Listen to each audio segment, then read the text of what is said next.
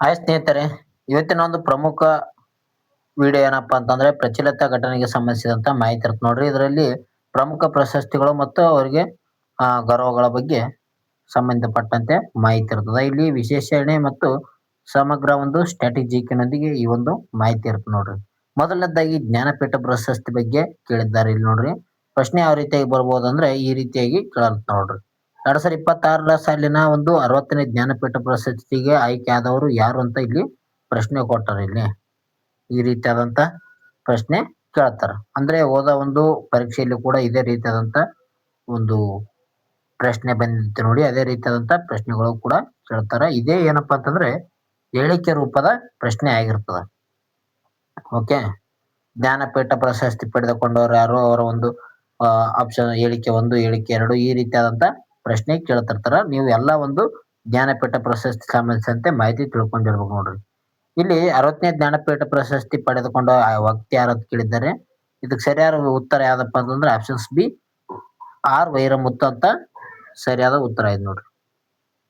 Okay, options B ಏನಪ್ಪಾ ಅಂತಂದ್ರೆ R ವೈರಮುತ್ತು 60ನೇ ಒಂದು ಜ್ಞಾನಪೀಠ ಪ್ರಶಸ್ತಿಯನ್ನು ಪಡೆದುಕೊಂಡಂತ ವ್ಯಕ್ತಿ ಆಗಿದ್ದಾರೆ ನೋಡ್ರಿ. ಆರ್ ವೈರಮುತ್ತು ಇವರು ಏನಪ್ಪಾ ಅಂತಂದ್ರೆ ತಮಿಳು ಭಾಷೆಯ ಖ್ಯಾತ ಕವಿ ಮತ್ತು ಗೀತ ರಚನೆಕಾರ ಮತ್ತು ಕಾದಂಬರಿಕಾರ ಆಗಿದ್ದಾರೆ ನೋಡ್ರಿ. ಇವ್ರು ಏನಪ್ಪಾ ಅಂತಂದ್ರೆ ಜ್ಞಾನಪೀಠ ಪ್ರಶಸ್ತಿಯನ್ನು ಪಡೆದಿರುವಂತ ತಮಿಳಿನ 3ನೇ ತಮಿಳು ಲೇಖಕ ಆಗಿದ್ದಾರೆ. ಓಕೆ, 3ನೇ ತಮಿಳಿನ ಲೇಖಕ ಯಾರಪ್ಪ ಅಂತಂದ್ರೆ ಆರ್ ವೈರಮುತ್ತು. ಮೊದಲು ಯಾರು ಪಡೆದಿದ್ದಾರಪ್ಪ ಅಂತಂದ್ರೆ ಹಿಂದೆ 1975ರಲ್ಲಿ ಅಖಿಲಾನ್ ವ್ಯಕ್ತಿ ಏನಪ್ಪಾ ಅಂತಂದ್ರೆ ಈ ಒಂದು ಮೊದಲ ಒಂದು ಜ್ಞಾನಪೀಠ ಪ್ರಶಸ್ತಿಯನ್ನು ಪಡೆದುಕೊಂಡಿದ್ದಾರೆ. ಅಂದ್ರೆ ತಮಿಳು ಜ್ಞಾನಪೀಠ ಪ್ರಶಸ್ತಿ ಅಂದ್ರೆ ತಮಿಳಿನಲ್ಲಿ ಪಡೆದುಕೊಂಡ ವ್ಯಕ್ತಿ.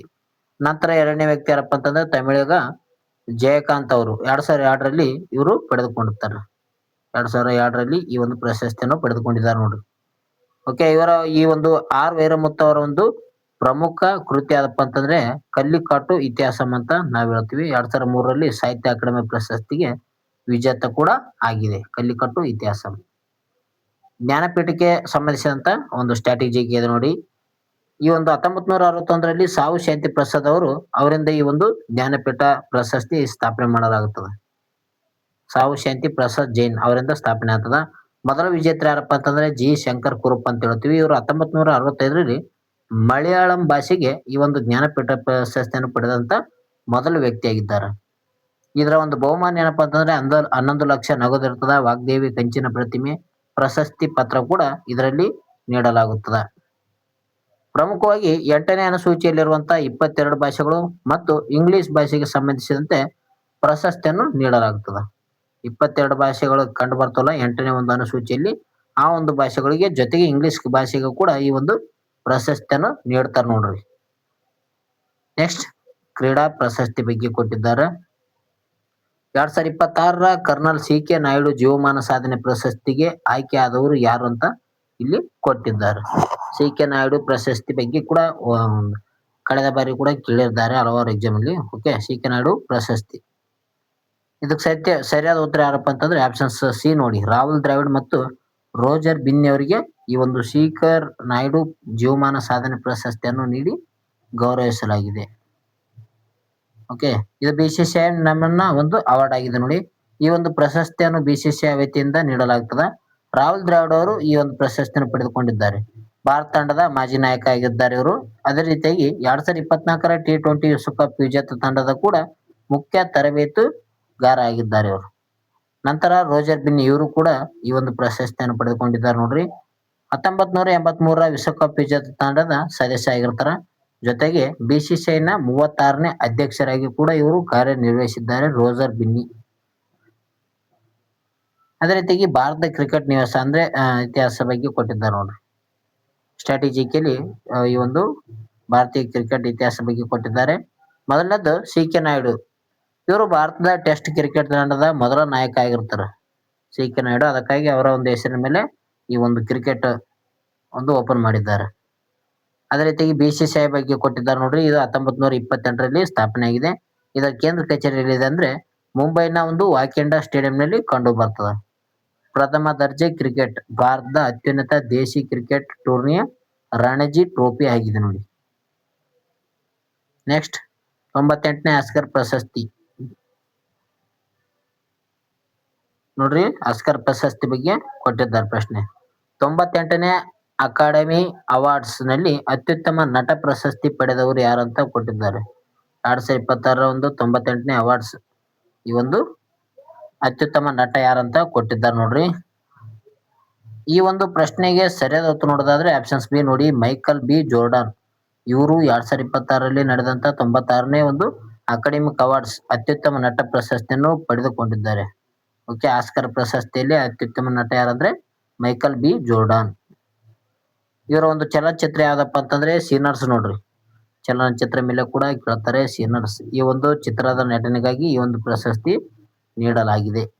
ಅತ್ಯುತ್ತಮ ಚಿತ್ರ ಯಾವ್ದಪ್ಪ ಅಂತಂದ್ರೆ ಒನ್ ಬ್ಯಾಟಲ್ ಆಫ್ಟರ್ ಅನದರ್ ಅಂತ ಬರುತ್ತಾ ಆ ಒಂದು ಚಿತ್ರ ಏನಪ್ಪಾ ಅಂತಂದ್ರೆ ಅತ್ಯುತ್ತಮ ಚಿತ್ರ ಇದೆ.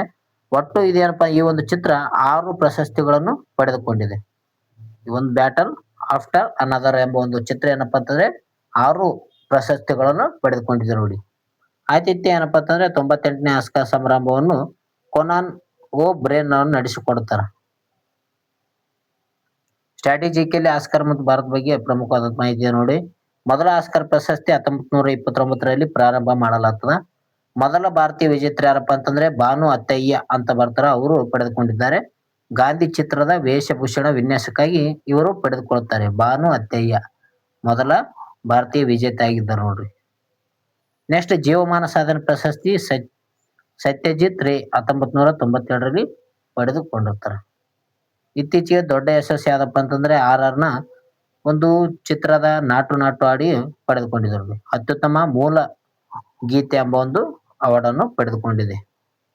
ಓಕೆ, RR ನಲ್ಲಿ ಕಂಡುಬರುವಂತ ನಾಟು ನಾಟು ಹಾಡು. ನೆಕ್ಸ್ಟ್ ಗ್ರೀನ್ ನೋಬಲ್ ಅಂತ ಕರಿತೀವಿ ನೋಡ್ರಿ. ಈ ಒಂದು ಪ್ರಶಸ್ತಿ ಬಗ್ಗೆ ಕೊಟ್ಟಿದ್ದಾರೆ. 2026 ವೈಟ್ಲೆ ಪ್ರಶಸ್ತಿ ಗೆದ್ದ ಭಾರತೀಯ ಮಹಿಳೆ ಯಾರಂತ ಕೊಟ್ಟಿದ್ದಾರೆ. ವೈಟ್ಲೆ ಪ್ರಶಸ್ತಿ ಈ ಒಂದು ಪ್ರಶ್ನೆಗೆ ಸರಿಯಾದ ಉತ್ತರ ಬುರ್ಕಾ ಸುಬ್ಬ ನೋಡ್ರಿ. ಇವರು ಏನಪ್ಪಾ ಅಂತಂದ್ರೆ 2026 ವೈಟ್ಲೆ ಪ್ರಶಸ್ತಿಯನ್ನು ಗೆದ್ದ ಭಾರತೀಯ ಮಹಿಳೆ ಆಗಿದ್ದಾರೆ. ಬರ್ಕಾ ಸುಬ್ಬ ನೋಡ್ರಿ. ಸಾರಿ, ಬುರ್ಕಾ ಅಂದೆ, ಬರ್ಕಾ ಸುಬ್ಬ ನೋಡ್ರಿ. ಬರ್ಕಾ ಸುಬ್ಬ. ಇದು ಕಾರಣ ಏನಪ್ಪಾ ಅಂತಂದ್ರೆ ಹಿಮಾಲಯನ ಸಲಾಮಂಡರ್ ಮತ್ತು ಅದರ ಒಂದು ಅರ್ಧ ಭೂಮಿಯ ರಕ್ಷಿಸಿದ್ದಕ್ಕಾಗಿ ಈ ಒಂದು ಪ್ರಶಸ್ತಿಯನ್ನು ನೀಡಲಾಗಿದೆ. ವೈಟ್ಲೆ ಪ್ರಶಸ್ತಿಯನ್ನು ಗ್ರೀನ್ ನೋಬೆಲ್ ಎಂದು ಕರೀತಾರೆ ನೋಡ್ರಿ. ಗ್ರೀನ್ ನೋಬೆಲ್ ಅಂತ ವೈಟ್ಲೆ ಪ್ರಶಸ್ತಿಯನ್ನು ಕರೀತಾರೆ. 2026 ಗೋಲ್ಡ್ ಅವಾರ್ಡ್ ವಿಜೇತರು ಯಾರಪ್ಪ ಅಂತಂದ್ರೆ ಫರ್ವಿಜ ಫರಾನ್. ಇವರು ಇಂಡೋನೇಷ್ಯಾದ ವ್ಯಕ್ತಿಯಾಗಿದ್ದಾರೆ ನೋಡ್ರಿ. ನೆಕ್ಸ್ಟ್ ಅಬೆಲ್ ಪ್ರಶಸ್ತಿ ಕೊಟ್ಟಿದ್ದಾರೆ. 2026 ಒಂದು ಅಬೆಲ್ ಪ್ರಶಸ್ತಿ ಪಡೆದುಕೊಂಡವ್ರು ಯಾರಪ್ಪ ಅಂತಂದ್ರೆ ಗ್ರೇಡ್ ಫಾಲ್ಟಿಂಗ್ಸ್ ಅಂತ ನಾವು ಕರಿತೀವಿ. ಆ ಒಂದು ವ್ಯಕ್ತಿ ಈ ಒಂದು ಅಬೆಲ್ ಪ್ರಶಸ್ತಿಯನ್ನು ಪಡೆದುಕೊಂಡಿದ್ದಾರೆ 2026. ಇವರು ಜರ್ಮನ್ ದೇಶದ ಒಂದು ಖ್ಯಾತ ಗಣಿತ ತಜ್ಞ ಆಗಿದ್ದಾರೆ ನೋಡ್ರಿ. ಇವ್ರು ಯಾವ ದೇಶದ ಅಂತ ಕೊಡ್ತಾರೆ ನೋಡ್ರಿ. ಅಂದ್ರೆ ಹೇಳಿಕೆ ಒಂದು ಏನಂತ ಕೇಳ್ಬೋದು ಅಂದ್ರೆ ಅಬೆಲ್ ಪ್ರಶಸ್ತಿ 2026 ಪಡೆದುಕೊಂಡಂತ ವ್ಯಕ್ತಿ ಯಾರಂತ ಕೊಡ್ತಾರೆ ಗ್ರೇಟರ್ ಫಾಲ್ಟಿಂಗ್ಸ್ ಅಂತ ಕೊಡ್ತಾರೆ. ನಂತರ ಇವರು ಜರ್ಮನ್ ಮೂಲದವರಾಗಿದ್ದಾರೆ ಅಂತ 2ನೇ ಹೇಳಿಕೆ ಕೊಡ್ತಾರೆ. ಇದರಲ್ಲಿ 1 ಸರಿ 2 ಸರಿ 3 ಸರಿ 4 ಸರಿ ಅಂತ ಈ ರೀತಿಯಾಗಿ ಕೊಡ್ತಿರ್ತಾರೆ. ಅದಕ್ಕಾಗಿ ನೋಡ್ಕೋಬೇಕು ನೋಡ್ರಿ. ಇವ್ರು ಯಾವ ದೇಶದವರು ಅಂದ್ರೆ ಜರ್ಮನಿ ದೇಶದವರಾಗಿದ್ದಾರೆ. ಇವರ ಒಂದು ಕ್ಷೇತ್ರ ಏನಂದ್ರೆ ಅರ್ಥಮೆಟಿಕ್ ಜಿಯೋಮೆಟ್ರಿ ನಲ್ಲಿ ಸಾಧನೆಗಾಗಿ ಈ ಒಂದು ಪ್ರಶಸ್ತಿಯನ್ನು ನೀಡಲಾಗಿದೆ. ಅಬೆಲ್ ಪ್ರಶಸ್ತಿಯನ್ನು ಗಣಿತ ಕ್ಷೇತ್ರದ ಅತ್ಯುನ್ನತ ಗೌರವ ಎಂದು ಪರಿಗಣಿಸಲಾಗುತ್ತದೆ ನೋಡ್ರಿ. ಅಬೆಲ್ ಪ್ರಶಸ್ತಿ ಅದೇ ರೀತಿಯಾಗಿ ಡಿಸೆಂಬರ್ 22ರಂದು ಭಾರತದ ರಾಷ್ಟ್ರೀಯ ಗಣಿತ ದಿನವನ್ನಾಗಿ ಆಚರಣೆ ಮಾಡ್ತೀವಿ ನಾವು. ರಾಷ್ಟ್ರೀಯ ಗಣಿತ ದಿನ ಯಾವಾಗ ಮಾಡ್ತಾರೆ ಅಂದ್ರೆ ಡಿಸೆಂಬರ್ 22ಕ್ಕೆ ರಾಷ್ಟ್ರೀಯ ಗಣಿತ ದಿನವನ್ನು ಆಚರಣೆ ಮಾಡ್ತಾರೆ. ಯಾಕಪ್ಪ ಅಂತಂದ್ರೆ ಶ್ರೀನಿವಾಸ್ ರಾಮಾನುಜನ್ ಅವರ ಒಂದು ಜನ್ಮ ದಿನವಾದ ಕಾರಣ ಡಿಸೆಂಬರ್ 22ನ್ನು ಗಣಿತ ದಿನವನ್ನಾಗಿ ಆಚರಣೆ ಮಾಡ್ತಾರ. ನೆಕ್ಸ್ಟ್ ಲತಾ ದೀನನಾಥ್ ಮಂಗೇಶ್ಕರ್ ಪ್ರಶಸ್ತಿ ಇದು ಪಡೆದುಕೊಂಡಂತ ವಿಜೇತರು ಯಾರಪ್ಪ ಅಂತಂದ್ರೆ ಕೈಲಾಶ್ ಸತ್ಯಾರ್ಥಿ ಅವರು ಈ ಒಂದು ಪ್ರಶಸ್ತಿಯನ್ನು ಪಡೆದುಕೊಂಡಿದ್ದಾರೆ ನೋಡ್ರಿ. ನೋಬೆಲ್ ಶಾಂತಿ ಪ್ರಶಸ್ತಿ ವಿಜೇತರು ಮತ್ತು ಬಚ್ಪನ್ ಬಚಾವ್ ಆಂದೋಲನದ ಸ್ಥಾಪಕರಾಗಿರುವಂತ ಈ ಒಂದು ಕೈಲಾಶ್ ಸತ್ಯಾರ್ಥಿ ಅವರು ಪಡೆದುಕೊಂಡಿದ್ದಾರೆ ಈ ಒಂದು ಪ್ರಶಸ್ತಿಯನ್ನು. ಯಾವ ಪ್ರಶಸ್ತಿ ಅಂದ್ರೆ ಆ ಲತಾ ದೀನನಾಥ್ ಮಂಗೇಶ್ಕರ್ ಪ್ರಶಸ್ತಿ. ಮಕ್ಕಳ ಹಕ್ಕುಗಳಿಗಾಗಿ ಇವರು ನಡೆಸುತ್ತಿರುವಂತ ಹೋರಾಟಕ್ಕಾಗಿ ಈ ಒಂದು ಪ್ರಶಸ್ತಿಯನ್ನು ನೀಡಲಾಗಿದೆ. ಮೊದಲ ಲತಾ ಮಂಗೇಶ್ಕರ್ ಪ್ರಶಸ್ತಿಯನ್ನು ಪಡೆದುಕೊಂಡವರು ಯಾರಪ್ಪ ಅಂತಂದ್ರೆ ಪ್ರಧಾನಮಂತ್ರಿ ನರೇಂದ್ರ ಮೋದಿ ಅವರು ಈ ಒಂದು ಪ್ರಶಸ್ತಿಯನ್ನು ಪಡೆದುಕೊಂಡಿದ್ದಾರೆ ನೋಡ್ರಿ. ಲತಾ ದೀನನಾಥ್ ಮಂಗೇಶ್ಕರ್ ಪ್ರಶಸ್ತಿ ಇದು 2022ರಲ್ಲಿ ನರೇಂದ್ರ ಮೋದಿ ಅವರು ಪಡೆದುಕೊಂಡಿದ್ದಾರೆ. ನೆಕ್ಸ್ಟ್ ಫೆಮ್ನಾ ಮಿಸ್ ಇಂಡಿಯಾ 2026 ಒಂದು ಪ್ರಶಸ್ತಿ ಪಡೆದುಕೊಂಡವರು ಯಾರಪ್ಪ ಅಂತ ಕೊಟ್ಟಿದ್ದಾರೆ ಇದು ಉತ್ತರ ನೋಡೋದಾದ್ರೆ ವಿಜೇತರು ಯಾರಂದ್ರೆ ಸ್ವಾತಿ ಶೈಲ್ 2026ರ ಫೆಮಿನಾ ಮಿಸ್ ಇಂಡಿಯಾ ಪ್ರಶಸ್ತಿಯನ್ನು ಸ್ವಾತಿ ಶೈಲ್ ಅವರು ಪಡೆದುಕೊಂಡಿದ್ದಾರೆ ನೋಡ್ರಿ.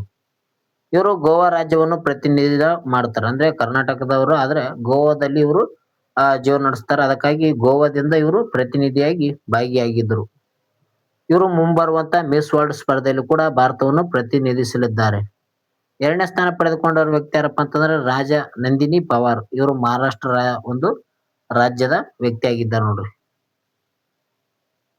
ಇವರು ರನ್ನರ್ ಅಪ್ ಆಗಿದ್ದಾರೆ ನೋಡ್ರಿ. ನೆಕ್ಸ್ಟ್ ಕೊನೆಗೆ ಒನ್ ಲೈನರ್ಸ್, ಪ್ರಮುಖ ಲೈನರ್ಸ್ ಇದಾವೆ ನೋಡ್ರಿ. 60ನೇ ಜ್ಞಾನಪೀಠ ಪ್ರಶಸ್ತಿ ಪಡೆದುಕೊಂಡವರು ಆರ್ ವೈರಮುತ್ತು. ಇವರು ತಮಿಳುನಾಡಿದವರು.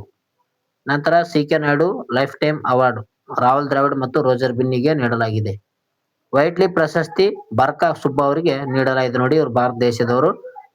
ಮತ್ತೆ ಬರುತ್ತೆ ಅಬೆಲ್ ಪ್ರಶಸ್ತಿ ಗ್ರೇಟ್ ಫಾಲ್ಟಿಂಗ್ಸ್. ಇವ್ರು ಏನಪ್ಪಾ ಅಂತಂದ್ರೆ ಜರ್ಮನ್ ದೇಶದ ವ್ಯಕ್ತಿ ಆಗಿದ್ದಾರೆ. ಅಬೆಲ್ ಪ್ರಶಸ್ತಿ ಇಂಪಾರ್ಟೆಂಟ್ ನೋಡ್ರಿ, ನೋಡ್ಕೊಳ್ರಿ.